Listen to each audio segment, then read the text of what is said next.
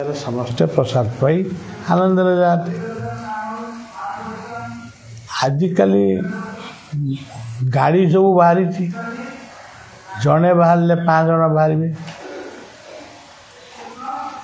10 जन 15 जन 20 जन पर्यंत 10 जन सर्वनिम्न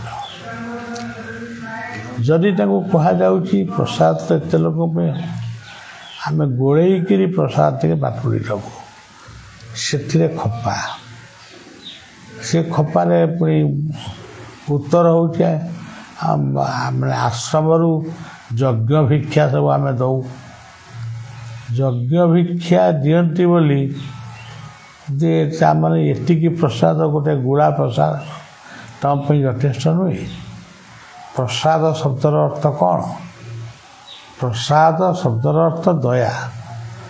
तुम्हें गुड़ाए जदि ठीक मनरे खाइब ताहले से भी पेट पूरी जीव।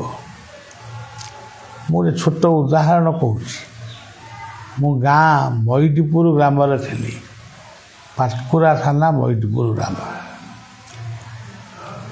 हठात दिन मनहला पादरे चली चली बिना चप्पल रे खरा दिने मु शाला दर्शन को जी मो सागर जड़े व्यक्ति जाऊे ना हूँ सुदर्शन महांती। सुदर्शन महांती एवं बड़िया शाला पाख पहुँचे। शाला पाखे पहुँचला बेलू खरा यदि काटी थाए टिके अल्प कष्ट होता है तथापि बसी पालु ना मुझे शोली जो शोली मो आखि आगे मो सीधा गोटे चूड़ा घसार थाली थुआई मु मन भर भाविली माँ तू जदि से चूड़ा घसार मत टिके मिल ताले मु जानी तू मनर कथा जापर मु सकाळू किछि खाइनी तो दर्शन को आई मार कर्तव्य छुआर पेट देखा तू यदि माँ ताल तू मत से चूड़ा घसार टिके दे टिके देले भी हम यही भाव घंटाटाए रही कणे कणे अनुठाए चूड़ा घसा कई दौन था ब्राह्मण आसी अनेक लोक चूड़ा घसा बांटुले कि मत देले ठीक उठी आसवाई मन जो बढ़े मुझे ये सब कथा नुहे ये सब कौन किए चूड़ा घसा कर मार तो इच्छा नहीं आम ताल बाहर दही बरा काकुड़ी खाईकरी पड़ेगा। एतिकी बेले से सेवक जनक कहते हे बाबू आस आस तुम्हें केत बड़ू आसी शोच प्रथम आइल तुम भोग अलग रखाई अलग कले से थाली अच्छी भोग दियो आम 2 जन को 2 मुठा चूड़ा घसा से देले आम ये 2 मुठा को से गोटे मुठा खाइले आम गोटे मुठा खाइलु खाई पानी टिके कौट मागिक पीलु आउ तो मन ना पानी टिके पीलु आउ से काकुड़ी खाया मन हलानी दहीबरा खाया मन हलानी सबू से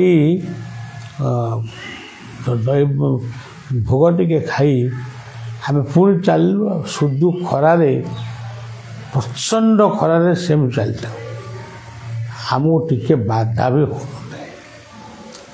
मार एत दया मनर बड़ एत सुंदर होगला बाट जाक कथा हो से भोग देला किए माँ देले ना सेवक माध्यम माँ देले तापर मुझे पहुँचली अपराह्न समय ମାନେ ଏତେ କଷ୍ଟ ମୋତେ ହେଇଥାଏ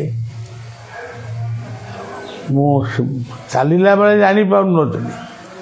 ତାପରେ ମୁଁ ଶୋଇଲି ମାନେ ପୁରା ରାତିରେ ଶୋଇଯାଇଛି। ମୋର ଆଉ ଚେତନା ନାହିଁ, ଚେତନା ଥାଇକି ବି ଚେତନା ନଥିଲା ଭଳିଆ। ସକାଳୁ ପାଟକୁରା ଥାନାର ଗୋବିନ୍ଦପୁର ଗ୍ରାମର ଜଣେ ଶଙ୍କର ସାହୁ, ସେ ଅନେକ ଦିନରୁ ନିଃସନ୍ତାନୀ ଜୀବନଯାପନ କରୁଥିଲା। ସିଏ କହିଥିଲା, ବାବା ଆପଣ ଟିକେ କୃପା କରନ୍ତୁ। ମୁଁ କି କୃପା କରିବି? ତୁ କାଲି ସକାଳୁ ଆସିବୁ, ମୁଁ ଗୋଟେ ପାଣି ମନ୍ତୁରେଇ ଦେବି। ସେ ପାଣିଟାକୁ ତୁ ପିଇବୁ। ଠାକୁରଙ୍କ ପାଦୁକ ତୁ ତାକୁ ଠାକୁରଙ୍କ ପାଦୁକରେ ପାଇବୁ। ମୁଁ ଉଠିଲା ବେଳକୁ ସିଏ ଉଠିକିରି ସିଏ ସକାଳୁ ଆଜି ପହଞ୍ଚି। ମୋର ଆଉ ମନେ ନାହିଁ ତାକୁ କହିଛି ବୋଲି। ସେ ଆସିକିରି ଏମିତି ମୋଡ଼ିଲା ମୋତେ, ମୋ ଗୋଡ଼ ହାତକୁ ଏମିତି ମୋଡ଼ିଲା, ମୋତେ ଯେମିତି ଲାଗୁଥାଏ ବାମ୍ଫ ଗୁଡ଼ାକ ମୋ ଗୋଡ଼ରୁ ବାହାରି ଯାଉଥାଏ। ମୋର ଅନେଇଲି, ଶଙ୍କର ତୁ ଏତେ ସକାଳୁ ଆଇଲୁଣୁ, ହଉ ଟିକେ ପାଣିଟା ଦେ, ସେ ଫୁଙ୍କିଦେବା। ପ୍ରଭୁଙ୍କର ନାମ ଧରି, ଆମେ ତ ତନ୍ତ୍ର ଜାଣି, ପ୍ରଭୁଙ୍କ ନାମ ବ୍ୟତୀତ ଆମ ପାଖରେ କିଛି ନାହିଁ। ନାମର ଟିକେ ପାଣି ଫୁଙ୍କି ଦେଲି, ତୁଳସୀ ଟିକେ ପକେଇ ଯା। ସେ ନେଇକିରି ଗଲା ଏବଂ ସେଇ ପାଣିରେ ତାର ଗର୍ଭୋଦୟ ହେଲା ଏବଂ ସେ ପାଣି ପାଇବା ପରେ ତାର ଗର୍ଭୋଦୟ ହେଲା ଏବଂ ସେ ଝିଅଟି ଏପର୍ଯ୍ୟନ୍ତ ବି ଅଛି। କିନ୍ତୁ ତାକୁ ନିର୍ଦ୍ଦେଶ ଦିଆଯାଇଥିଲା ସେ କେଉଁ ବାରେ ଆସିବ, ସେ ଆସିଲା କି ନାହିଁ ସେ ହିସାବ ଆଉ ମୋ ପାଖରେ ନାହିଁ। ଇଏ ହେଉଛି ଅରିଲ ଗ୍ରାମର ଖୁବ୍ ନିକଟକର କଥା, କଳାବୁଦା ଗୋବିନ୍ଦପୁରର କଥା। ତେଣୁ ପ୍ରତ୍ୟକ୍ଷ ଆଉ ପରୋକ୍ଷ ହେଉଛି ବଡ଼ ଜିନିଷ। ଦେଇଥିଲେ ପାଇ, ନ ଦେଇଥିଲେ ନାହିଁ। ଏଠି କିଛି ଅଭାବ ନାହିଁ। ଆପଣମାନେ ଯଦି କେହି ଭିକ୍ଷା ବି ନ ଦିଅନ୍ତି, ତାହେଲେ ବି ଏଇ ଯେଉଁ ମୁଷ୍ଟି ଭିକ୍ଷା, ତାହେଲେ ବି ଆଶ୍ରମ ଚାଲିବ। ଯଜ୍ଞ ଭିକ୍ଷା ଯଦି ନ ଦେବେ, ଯଜ୍ଞ ବି ଚାଲିବ। କିନ୍ତୁ ଦେଲେ ଆପଣଙ୍କର ଭଲ। ଆପଣ ଆପଣଙ୍କ ପରିବାର ପାଇଁ, ଆପଣଙ୍କ ପାଇଁ ଦେଉଛନ୍ତି। ଯେତିକି ଦେବେ ଶ୍ରଦ୍ଧାରେ ଦେବେ। ଆଉ ମହୋତ୍ସବରେ ଟିକେ ଅନ୍ୟମାନଙ୍କୁ ଉତ୍ସାହିତ କରିବା ପାଇଁ ଆପଣମାନେ ଶିଷ୍ୟ ଭକ୍ତ ଭାବରେ ପ୍ରସାଦ ପାଇଲେ। ଅନ୍ୟମାନେ ବାହାରୁ ଯିଏ ଆଇଛନ୍ତି ସେ କିଛି ଜାଣିନାହାନ୍ତି। ତାଙ୍କର ଜାଣିଛନ୍ତି ଗୋଟାଏ ମନ୍ତ୍ର, ଶିଶୁଅନ୍ତ ମଠରେ ଯିଏ ଯାଆନ୍ତି ପ୍ରସାଦ ପାଇ ଆସ। କିନ୍ତୁ ସମସ୍ତେ ପ୍ରସାଦ ପାଇଲେ। ସେ ପ୍ରସାଦ ପାଇ ଭୋଗଟିଏ କରନ୍ତି ନାହିଁ। ଶିଶୁ ଅନନ୍ତଙ୍କ ପାଖରେ ଭୋଗଟିଏ କରନ୍ତି ନାହିଁ, ଦୀପଟିଏ ଜାଳନ୍ତି ନାହିଁ। ଶିଶୁ ଅନନ୍ତଙ୍କର ଶ୍ରୀମୂର୍ତ୍ତି କେଉଁଠି ଅଛି ସେଠିକି ବି ଯାଆନ୍ତି ନାହିଁ, ମୁଣ୍ଡିଆଟିଏ ମାରନ୍ତି ନାହିଁ। ଆଉ ଯଦି ଅପରାହ୍ନର ଯେଉଁ ଯାତ୍ରୀ ଆସନ୍ତି, ସେ ଟିକେ ବଢ଼ିଆକୁ ଦେଖିବାକୁ ଆସନ୍ତି। ତେଣୁ ଏତିକ କଥା ମୁଁ ଆପଣମାନଙ୍କୁ କହିଲି ଯେ ଆପଣମାନେ ଯେଉଁମାନେ ଆସୁଛନ୍ତି ନିଜର ଆଶ୍ରମ ଭାବି ଆସନ୍ତୁ, ପ୍ରସାଦ ପାଆନ୍ତୁ। କେଉଁଠି ହୋଟେଲରେ ଖର୍ଚ୍ଚ କରିଦେଉଛନ୍ତି 50 ଟଙ୍କା 60 ଟଙ୍କାରେ, ଏଠି ଗୋଟେ 20 ଟଙ୍କା ଆପଣ ଦେବେ। ଯଦି ଅଭାବ ଥିବ ଗଲାକୁ ମାଗି ନେଇଯିବେ। ମୋ ପାଖରେ 20 ଟଙ୍କା ଥିଲା, ମୁଁ ଦେଇଛି, ଆଉ ସେ 20 ଟଙ୍କାଟା ମୁଁ ନେଇଯିବି, ପରେ ଦେବି, ଆଉ ନେଇଯିବି, ଦେଇ ଦିଆଯିବ। ସେଭଳି ସଂକୀର୍ଣ୍ଣତା ଶିଶୁ ଅନନ୍ତ ମଠରେ ନାହିଁ।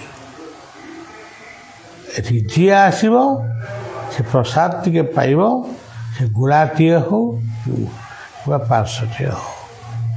ତେଣୁ ସଜ୍ଜନ ଅତିଥିଙ୍କର ସେବା କରି ଦାନୀ କର୍ଣ୍ଣରେ ପରିଣତ ହୋଇଛନ୍ତି। ଅତିଥିଙ୍କର ସେବା କରି ରାଜା ଅମ୍ବରୀଶ ସେ ହରି ଭକ୍ତିକୁ ପ୍ରାପ୍ତ ହୋଇଛନ୍ତି। ଅତିଥି ରୂପରେ ଭଗବାନ କୃଷ୍ଣ କର୍ଣ୍ଣଙ୍କ ପାଖରେ ପହଞ୍ଚିଛନ୍ତି। ଅତିଥି ହେଉଛନ୍ତି ନାରାୟଣ। ପିତୃମାତୃଭବ ଅତିଥି ଦେବ ଭାବ। ଆଉ ଯେଉଁ ଅତିଥି ଆପଣମାନେ ଦେଖୁଛନ୍ତି ସେ ବିଷୟରେ ମୁଁ ପୁଣି ପରବର୍ତ୍ତୀ ସମୟରେ କହିବି। କଥାଟି ଏଇଠି ରଖିଲି। ସେଇ ଅତିଥି ନାରାୟଣଙ୍କୁ ପ୍ରଣାମ ଜଣାଇ ସେଇ ଅତିଥିଙ୍କ ମଧ୍ୟରେ ପ୍ରଭୁ ଶିଶୁ ଅନନ୍ତ ପ୍ରସାଦ ପାଉଛନ୍ତି, ଏଇ କଥାକୁ ସ୍ମରଣ କରି ରହୁଛି। ଜୟ ଅନନ୍ତ, ଜୟ ଗୁରୁ।